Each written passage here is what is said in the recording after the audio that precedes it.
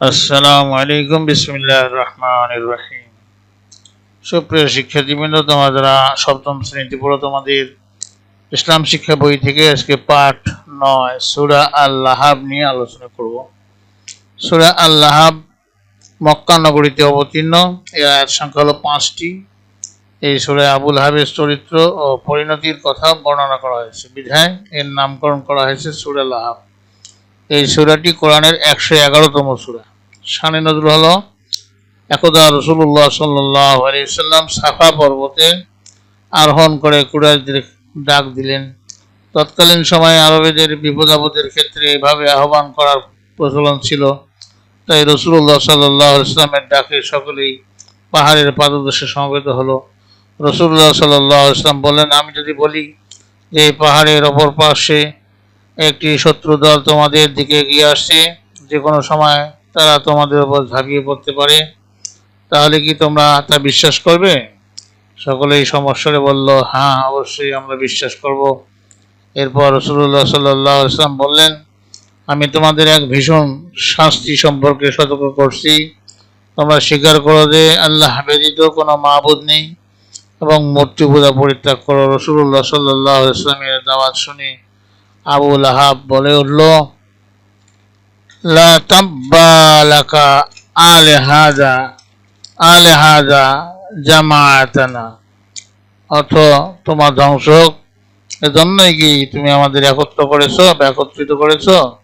অথবা আবু লাহাব রাসূলুল্লাহ সাল্লাল্লাহু আলাইহি সাল্লামকে পাথর মারতেও উদ্যত হয়। আবু লাহাবের এই কথা ও কাজে অসন্তুষ্ট হয়ে আল্লাহ তাআলা এই সূরা নাযিল করেন। সহিহ বুখারী শরীফ।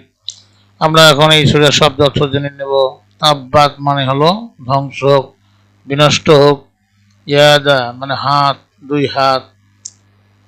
তাব্বাত ইয়াদা মানে দুই হাত, আর ইয়াদুন মানে হলো হাত।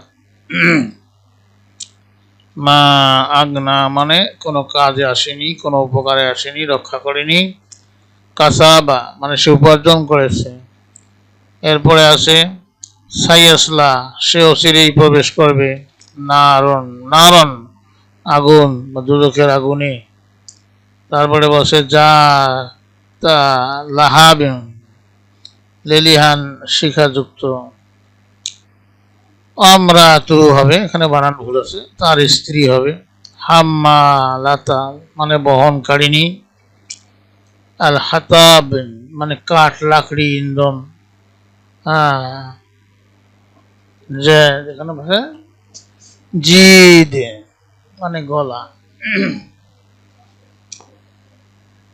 হাবলুম মানে রশি বা ফাঁস বা রজ্জু। মাসাদ মানে পাকানো, পেঁচানো। এই ছিল শব্দের অর্থ। এখন আমরা এই সূরাটির অনুবাদ শিখব। বিসমিল্লাহির রহমানির রহিম। দয়াময় পরম দয়ালু আল্লাহর নামে। তাব্বাত ইয়াদা আবি লাহাবিন ওয়া তাব, আবু লাহাবের দুই হাত ধ্বংস হোক এবং ধ্বংস হোক সে নিজ। মা আগনা আনহু মালুহু ওয়া মা কাসাব, তার ধন সম্পদ যা সে উপার্জন করেছে তা কোনো কাজে আসেনি। সায়াসলা নারন যাতা লাহাবিন আমরাতুহু হাম্মালাতাল হাতাব, এখানে শীঘ্রই সে লেলিহান আগুনে প্রবেশ করবে এবং তার স্ত্রীও প্রবেশ করবে, যে ইন্ধন বহন করে। ফি জিদিহা হাবলুম মিন মাসাদ, তার গলায় পাকানো রশি। এই সূরার ব্যাখ্যা হলো যে আবু লাহাব ছিল ইসলাম ও নবী করিম সাল্লাল্লাহু আলাইহি সাল্লামের শত্রু। সে সর্বদাই ইসলামের শত্রুতায় লিপ্ত ছিল।